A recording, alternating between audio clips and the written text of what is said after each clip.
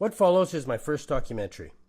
Like the Super Size Me guy back in '04, I've created a low-budget doc in the hopes that it strikes a chord. Unlike the Super Size Me guy, I did not willingly choose the journey I now document. During production, the doc's title was Clap for the Wolfman, an open letter to Lorne Wolfson, but addressing my grievances as a dissatisfied client of Mr. Wolfson evolved into something much more than an open letter to just him. The 8 points I document are demonstrative of my 2-year experience as a respondent in the misandric nightmare that is Ontario family law. Legalized extortion, censored, employs Mr. Wolfson as a symbolic personification of OFL, yet aims far beyond just him, as I believe that the injustice documented is systemic. You may ask, how should I watch this documentary? I'm not going to watch 20 minutes of this shit. The answer depends on who you are. 1. If you work in Canada in the fields of justice, especially family law, or health, especially mental health, you should watch the entire 20-minute documentary with a colleague and then discuss. Our governments talk a good game of caring for diagnosed mentally ill patients, but our justice system destroys their lives for fun and profit. The system is broken and needs fixing. If your profession involves dealing with people with diagnosis, but you are not a doctor, you have no right to say the patient is faking and the doctors are wrong. I believe that the assumption that the man is lying is so prevalent that it has become systemic, and that many of you do not even realize that's your approach day in and day out.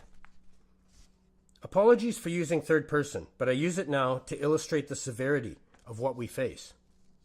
On January 16, 2017, a Canadian man went to a Canadian court for justice.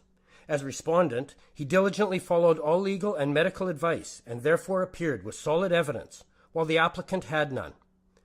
The man sat by himself in a small room for hours and was then finally led into court, where a judge addressed the man for the first time in his 52 years of tax-paying, law-abiding, hockey-playing, toque-wearing, flag-waving life. That Canadian judge, in that Canadian court, on that Canadian day, sided with the hearsay imputation assessment of the applicant's brother and his unprofessional claim that the man could go earn another $1.75 million by consulting over the solid evidence from 40-year esteemed psychologist Dr. Sean Shearer. Later, as I tried to fathom how we so severely lost at settlement conference, when we had all the evidence, and my lawyer was telling me things like, he flip-flopped like a fish, and I don't think he read the material, he just went on a gut feel. I'm thinking, this will not do.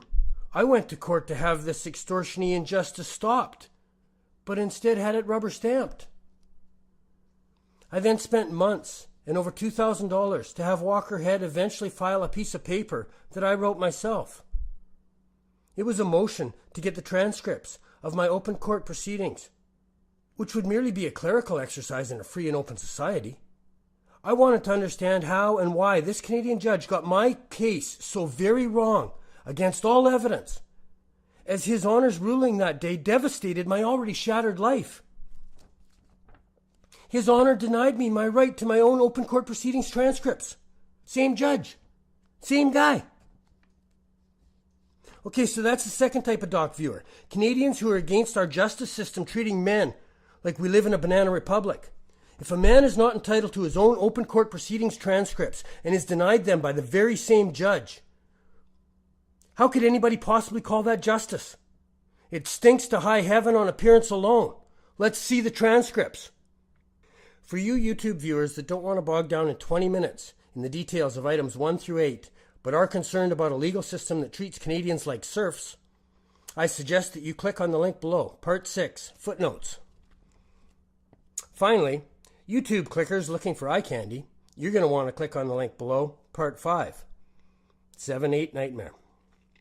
Now, here's my first documentary.